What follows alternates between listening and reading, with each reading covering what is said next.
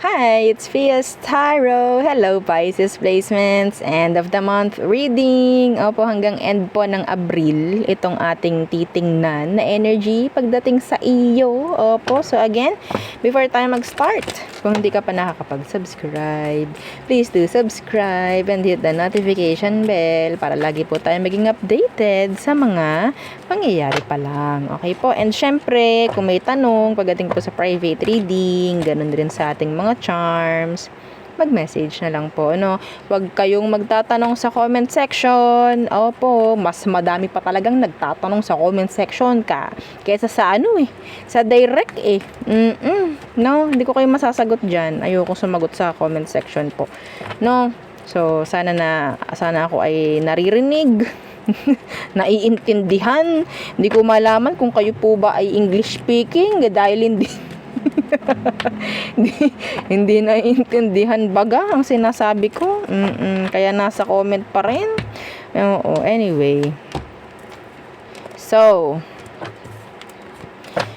again, sa mga bago, kung gusto nyo po na makasali sa subscribers reading, yes, meron tayong subscribers read ha. Ang atin pong binabasahan doon is yung mga naka-subscribe lang talaga. Opo, no? So, ibang tapping doon, ibang tapping ko. Oo, hindi tapping sa, tapping, so, sa energies.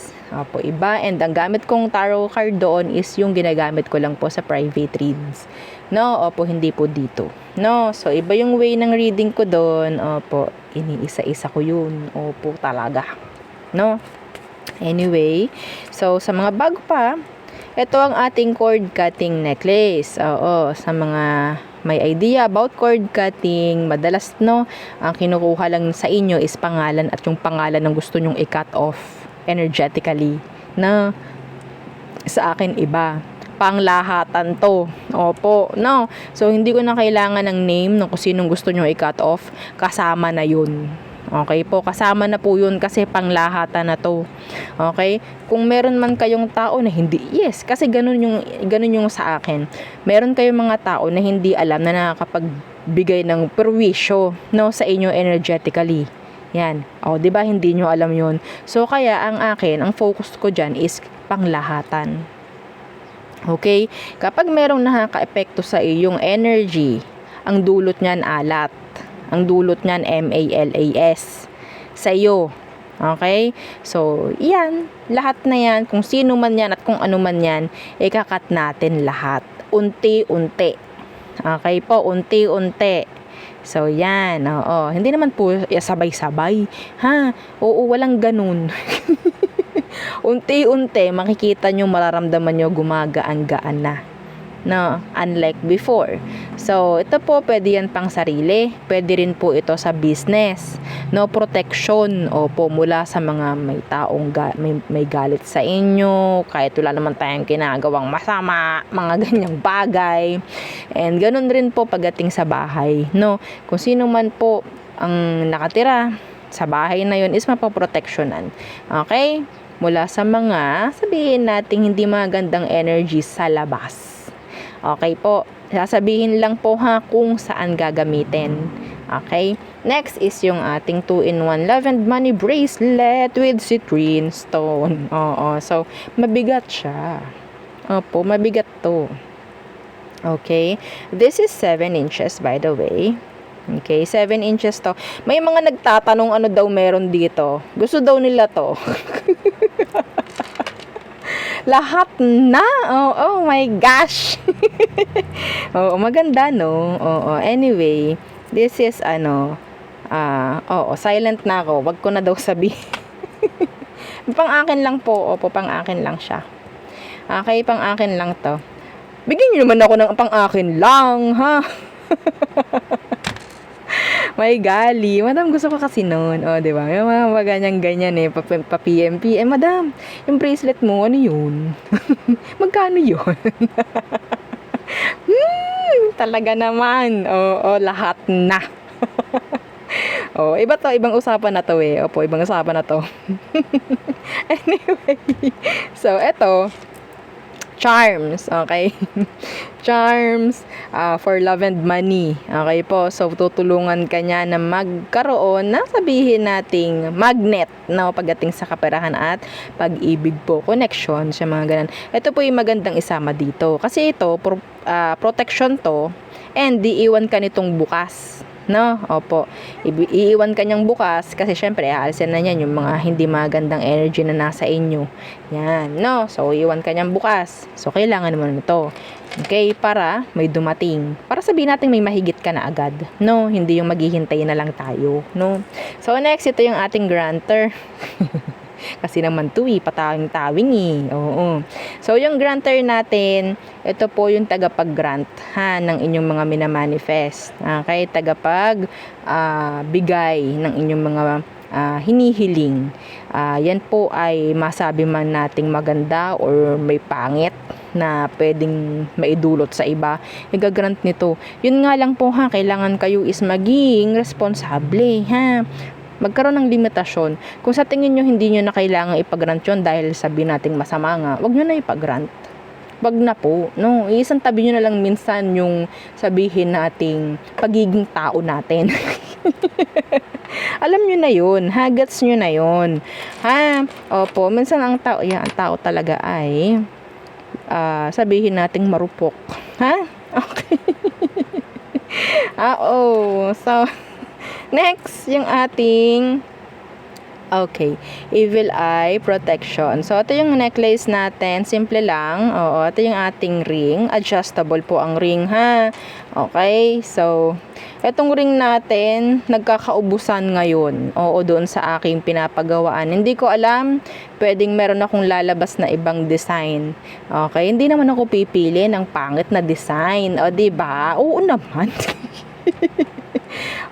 And may improvement pagdating doon sa ating ring. Diba? Patakamin ko muna kayo. At yun ay 6 lamang. Syempre akin yung isa doon. Kaya 5 na lang. Ang available. Kasi yun, sabihin ko sa inyo, evil eye ring siya, pero meron siyang pang magnet. Kayo po pagdating po sa mga opportunities, blessings. Kasi may horseshoe siya. Ay! Diba? Ibang ritual na naman ang ating gagawin. Iba na naman. Sa mga interested, 5 slots. Sorry naman. 5 lang yun. Titingnan ko, if ever, pag ako nag-live, siguro, unahan na lang. Parang live seller, no? Anyway, nasa na ba tayo? So, itong ating oil, FDA approved po, ang ating oil. Maganda pagdating po sa mga pag-aalis ng mga sakit sa katawan, mga hilo, mga pagod, mga hirap matulog, bagay na bagay sa iyo to. FDA approved ulit. Okay, ang ating oil, FDA approved. Okay, 30 ml. Mabango siya actually, pero mild lang, no? So, nalimutan kong sabihin ang ating cleansing kit. White sage ang laman nun, and itong ating selenite crystal. Ito po yung ating pang-recharge sa ating mga charms. Okay? Huwag nyo yang isasawalang bahala, Opo. Kailangan niya ng inyong mga charms. Kawawa naman sila. No, ano pang re-recharge nyo? Maghihintay na naman kayo ng full moon. Kailan pa? Diba? Kailan pa? Ako nga hindi na ako naghihintay niyan. So, next yung ating charm spray. Automatic. Yes, it's automatic. Diba? Madamog ka ng gumanyan, magpaliwanag ka na lang. So, na nga, sige na nga. Diba? Minsan lang. 50 ml. Kaamoy ng Victoria's Secret. Itong ating spray. Diba? Plus lang yon. Plus. Yung ating amoy na love and spell ng Victoria's Secret. Kasi ang focus natin dito is to attract. To attract money and love. Okay? Bakit Madam Automatic? Kasi kung ikaw marunong ka na magmaniobra ng iyong frequency. Pagkarating sa Peramatic, isang araw lang yan sa'yo. Isang araw lang makukuha mo na yung gusto mo. Marami akong clients na ganun. Alam na nila kung paano i-manipula ang kanilang frequency and energies. And that's good. O, diba? Ayun po ay natututunan ng sarili. Pang sarili. Hindi yung tinuturo. Mahirap yan eh. Okay, sige, gawin mo to. O, paano mo gagawin yun? Diba? May mga ganyan eh. I-develop mo. Okay? Kailangan mong i-develop sa sarili mo kung paano mo patataasin ang frequency mo. Okay? Hindi ko pwedeng sabihin sa'yo, i-attract mo. Oo, sige, gantong gawin mo, gantong sabihin mo. Yung isip mo naman, ang puso mo naman, parang nagkukumahog na, no? Nagiging needy na. Tingin mo, magpapantay yun? Hindi po. Ha? Oo, nade-develop po yan unti-unti. Tulungan nyo ang sarili nyo. Ha, hindi lang po ito lang ang kailangan gumaod para sa inyo. Dapat meron kayong unity ng inyong mga charms. Okay, iisa kayo niyan eh. Okay? May tiwala sa iyo ang charm mo, may tiwala ka rin dapat sa charm mo. Ha? Okay? So yung ating pangtanggal third party, Diyos ko, ang dami natin. O di ba? Oo, ito yung pangtanggal natin ng third party or pang-avoid. Kung ikaw itong takot na talaga yung person mo is may ka-attract na iba, gamitin mo to. Oo, para sa peace of mind mo na rin. Ha? Okay. If you're interested, mag-PM na lang po. Ha? Okay, wag sa comment section. Diyos ko, tayo ay inaabot na naman ng kung anumang oras na. Tingnan natin, Pisces. Okay. Pathway. End po, ha? End ng April.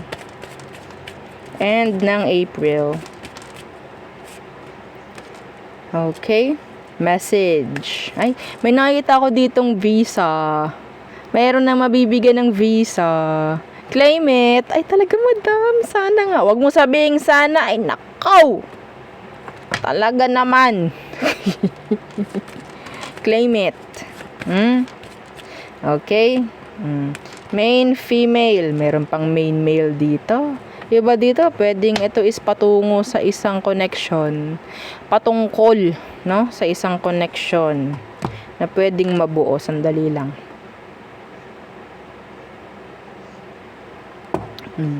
Okay.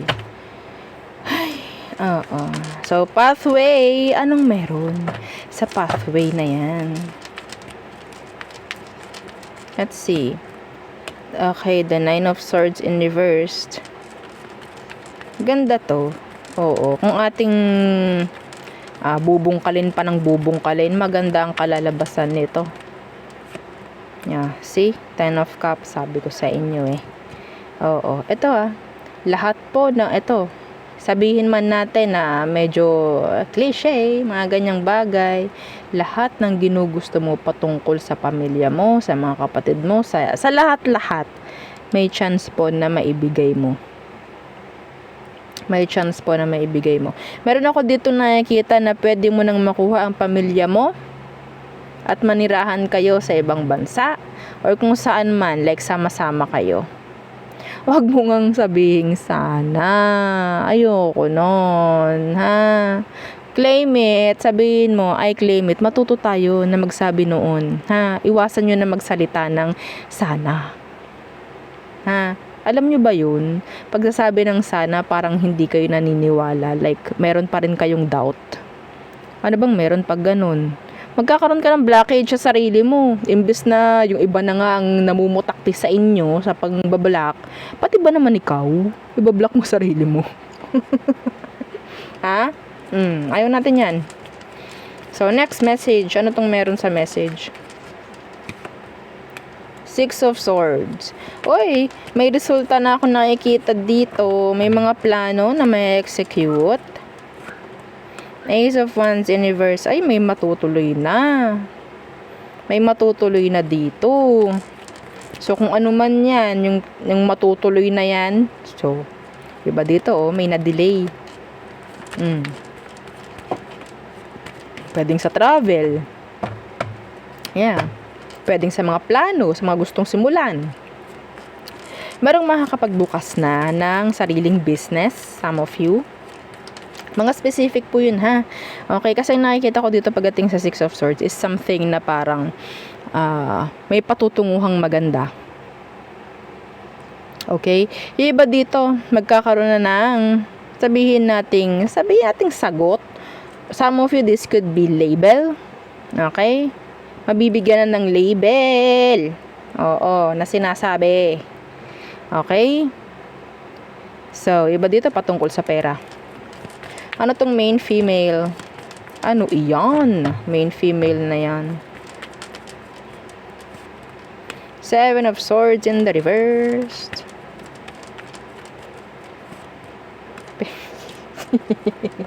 Ito, yung taong ginugusto mo.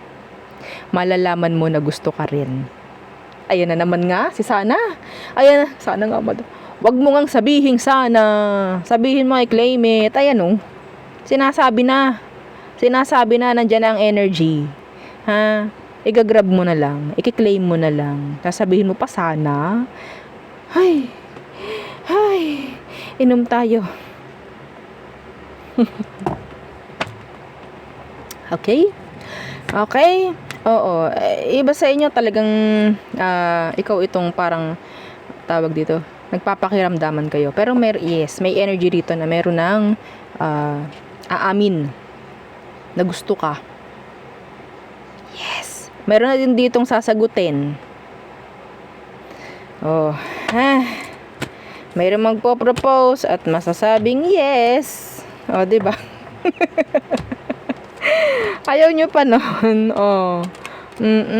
'Di ba? Oh, meron tayong 35, 7 and number 2. O, again, abang-abang, ha? Lilimang slot lang. Lilima lang iyon. Oo. Kasi, nawalan ako ng ng tawag nito. Naubusan tayo nito ng, ano ba tawag sa ganun? Sa kinukunan ko, naubusan sila. So, nagpalit ako ng isang ang tawag dyan, design. Pero yung design na yon iba, may improvement doon. Hindi lang siya protection, like this. Pero hindi pa rin naman ito mawawala. Okay, hindi ko nga malaman kung talagang babaguhin ko na ba or ito pa rin. Pero ito, ikikip ko to. Yung may mga ganito, ikip nyo, ha? Okay? Oo. So, okay, let's see. The person on your mind, Pisces. Hindi na makita si Pisces. Ayan. The person on your mind, who is this? Justice, could be a Libra. Pwedeng asawa mo, pwedeng kasal kayo, pwedeng may something like mga legal, no? Issue, maybe. Tingnan natin.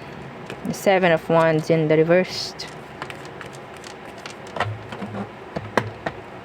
Meron ditong mga, parang sabihin natin, gustong maalis na tension sa pagitan. Okay.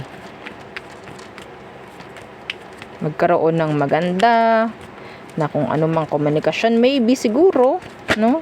Maalis ang blockages. Yeah, the 7 of Wands kasi, pag naka-upright to, blockage to Opo. Tapos nagpakita to si Ace of Wands. Pwedeng iba sa inyo, gusto nyo ng new beginning sa inyong, or sabihin natin another chance. Anong meron bago mag-end ang April? 6 of Wands in reversed. The 5 of Coins. Ay! Meron ditong maghahabol, mga Pisces, for this. The 4 of Wands. May maghahabol. Meron ditong mang-challenge. Aba, good. King of Coins, diba? May mang-challenge dito. Could be you, nawa, no? What else? May mga habol, may maghahabol sa'yo, sa energy mo, Pisces. We have here Libra, Earth signs, and the fire. What else? Sino pa? Don't forget to like, share, and subscribe po, ha? Share nyo to, itong video na to, kasi maganda yung nakikita natin. Okay? Huwag nyo hayaan na kayo lang makakarinig. Oo, share nyo. 7 times, kahit sa iba't ibang tao. Yan. Okay? Let's see. Who else? Ooh, the Wheel of Fortune. The Wheel of Fortune. The Emperor. Oh. Oh, medyo malalim ito. Mga Pisces. Medyo strong connection ang nakakuha ko dito. Ha? Could be karmic. This could be karmic. You have your death. This is karmic, I think. Okay? Sabihin natin yan dyan yung palaging challenge na universe sa connection nyo. China-challenge kayo ng china-challenge. Anong pwede mong i-expect? On-off kayo ng taong to. Nakaw, the devil. Ay, syaka.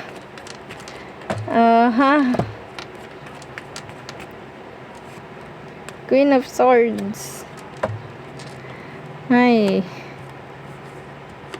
May matututunan na lamang. Oo, may matututunan na lamang dito talaga. Gagawin kang matapang ng connection na to. Marami kang matututunan sa connection na to. Yung iba sa inyo, pwedeng yes, kayo is separated ng tao. Nakita natin yung death, no? Pwedeng physically separated, emotionally, maybe, no? And marami kang mapapagtanto. Unti-unti. Unti-unti. Ngayon nga siguro, pwedeng nagagawa mo ng mag-detach sa kanya, maging cold, maging distant. Nagiging matapang ka na dahil dito. Madalas alam nyo, sa mga karmic connection, karmic ties, may nagiging matapang. Oo, may nagiging matapang pagdating sa connection. Meron natututo na maging masaya, may natututo na umalis. Yan. Talaga naman matututo ka. Pagdating sa isang karmic situation, sa isang karmic ties, masasabi natin na talagang napaka as in, ito na yung pinaka mahirap na connection pag yan natamo mo, pag yan nakita mo, pag yan dumapo sa'yo. Oo, as in. Yun nga masasabi nating hindi ka pinapabayaan. Oo, hindi ka pinapabayaan ni universe kasi gusto niya mag-grow ka. Kaya siguro binibigay sa inyo yung mga ganong klaseng sitwasyon, ganong klaseng tao para mag-improve ka. Nasa sa iyo pa rin, actually, kung gugustuhin mo na mag-improve ka or kung gugustuhin mo magstay sa ganon, it's up to you. Mapapagod at mapapagod ka rin.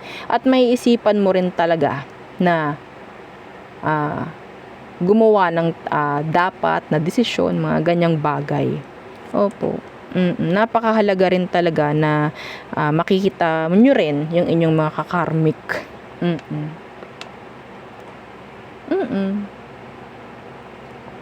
Ako? Yes.